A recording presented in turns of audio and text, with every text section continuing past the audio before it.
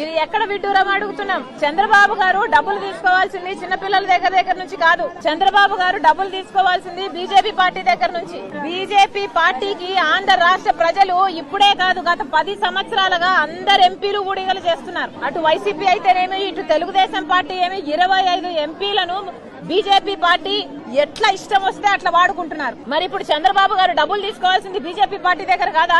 ఇప్పుడు వసూలు చేయాల్సింది బీజేపీ పార్టీ దగ్గర కాదా? చంద్రబాబు గారిని అడుగుతున్నాం, ఇది పబ్లిసిటీ స్టంట్ కాకపోతే ఏమిటి అంటున్నాం. అంత చిన్న పిల్లలకు పాకెట్ మనీ ఇవ్వడం ఏమిటి? ఆ మనీని మీరు తీసుకోవడం ఏమిటండి? పిల్లలు కాదు కదా డబ్బులు ఇవ్వాల్సింది, పిల్లల దగ్గర నుంచి కాదు కదా మీరు డబ్బులు తీసుకోవాల్సింది. బీజేపీ పార్టీ దగ్గరికి వెళ్లి తీసుకురండి. 10,000 కోట్ల సాయం వెంటనే తీసుకురావాలని చంద్రబాబు గారిని డిమాండ్ చేస్తున్నాం. అంతేకాదు ఈ ప్రజలందరి తరపున డిమాండ్ చేస్తున్నాం, ఒక్కొక్కరికి కనీసం 1,00,000 రూపాయలైనా కాంపన్సేషన్ ఇవ్వాల్సిన అవసరం ఉంది. ప్రభుత్వాన్ని గట్టిగా డిమాండ్ చేస్తున్నాం. ప్రతి ఇంటికి నష్టం జరిగింది, ఆస్తి నష్టం జరిగింది, పంట నష్టం జరిగింది, ఇళ్ల నష్టం జరిగింది. ఇలా ఎక్కడ ఎవరిని తట్టినా కూడా వాళ్ళ బాధలే చెప్పుకుంటున్నారు. చంద్రబాబు గారిని హెచ్చరిస్తున్నాం, మీరు అధికారంలోకి వచ్చారు, మీరు మంచి పేరు నిలబెట్టుకోవాలి అంటే వీళ్ళందరికీ కాంపన్సేషన్ ఇవ్వాల్సిన అవసరం ఉంది. చంద్రబాబు గారికి హెచ్చరిస్తున్నాం, ప్రజలను పట్టించుకొని ప్రభుత్వాలు ఎక్కువ కాలం నిలబడం. వీళ్ళందరూ మీకు ఓట్లేసిన వాళ్ళే. కనీసం 1,00,000 రూపాయలు ప్రతి కుటుంబానికి సాయం చేయాలి. అంతేకాదు పంట నష్టం కూడా చాలా జరిగింది.